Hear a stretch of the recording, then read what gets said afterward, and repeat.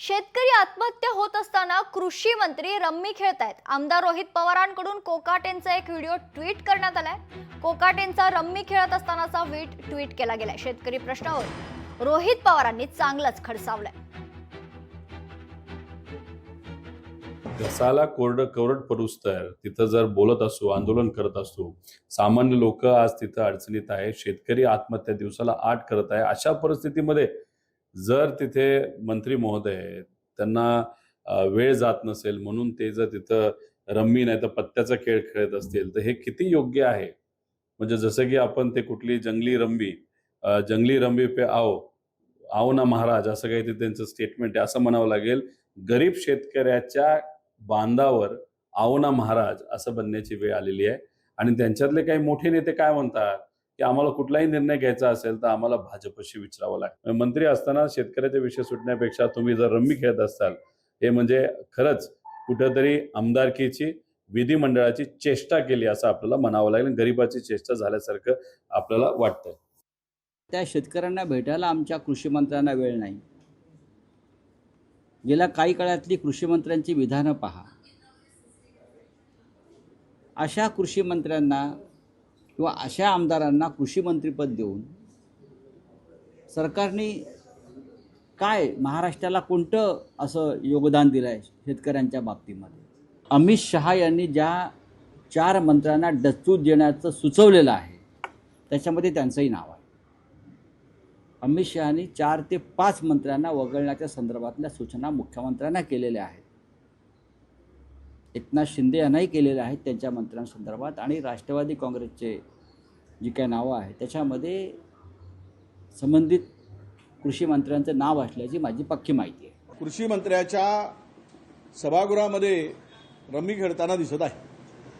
म्हणजे यांना काही कामच उरलं नाही। मला वाटतं की भाजपवाल्यांनी यांना केवळ नावालाच मंत्री करून ठेवला आहे किंवा हे यांना कुठला अधिकारच नाही असं असावं। आणि अधिकार असेल तर मग यांना करायची काही इच्छा नसेल। काय कुठे नेऊन ठेवला आहे महाराष्ट्र माझा? शेतकऱ्यांनो, तुमचं वाली हा सरकार नाही आणि यांना तुमच्याशी काहीही देणं घेणं राहिलेलं नाही। म्हणून शेतकऱ्यांना आवाहन करतोय की अशा खोटारड्या धोकेबाज सरकारला धडा शिकवा। महाराष्ट्राच्या मंत्रिमंडळाची सध्या जी अवस्था झाली आहे ती येड्याची जत्रा आणि पेड्याचा पाऊस म्हटल्यासारखी झाली आहे। मंत्री महोदयच ऑनलाईन रमी सर्कल सारखा खेळ खेळत असतील तर गंभीर आहे। अशी काय अपरिहार्यता असेल बरं अजितदादांची, शिंदेंची किंवा देवेंद्र फडणवीसांची की त्यांना अशा लोकांना उमेदवाऱ्या द्याव्या लागतात आणि निवडून आल्यावर अशा लोकांची मंत्रिपदावर वर्णी लावावी लागते। सभागृहात रमी खेळण्यापर्यंत हा जो प्रकार चालू आहे हा महाराष्ट्राची मान खाली घालणारा आहे, तो निंदनीय आहे। या लोकांना काय करायचं आहे, सिद्ध करायचं आहे, महाराष्ट्र काय दाखवायचा आहे हे समजण्यापलीकडचं आहे। कदाचित असं वाटते की देवेंद्र फडणवीस साहेबांचं अस्तित्व किंवा वलय फार मोठं वाढलेलं आहे आणि त्यांना हे कमी करायचं आहे। या सभागृहाचं पावित्र्यच ठेवायचं नाही असं सत्ताधाऱ्यांनी ठरवलंय। सत्ताची मगरुरी आणि मस्ती इतकी दिसते। विधानसभेची लाच घालवण्याचा असा प्रकार घडला असताना जे आम्ही लोकशाहीचं मंदिर बांधतो हे नशीब मी त्या परिसरातच नव्हतो, नाही तर यांनी सगळं बिल माझ्या नावावर फाडलं असतं। महाराष्ट्राची द्रौपदी झाली आहे, जुगारावरच लावला अख्खा महाराष्ट्र।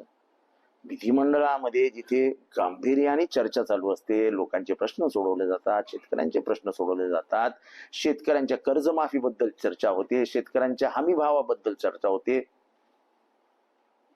त्या सभागृहात हमी नाही तर रमी खेळली जाते। हमीची चर्चा नाही, रमीची चर्चा करूया। लोकशाही मराठी ऐका, पहा, जागरूक रहा।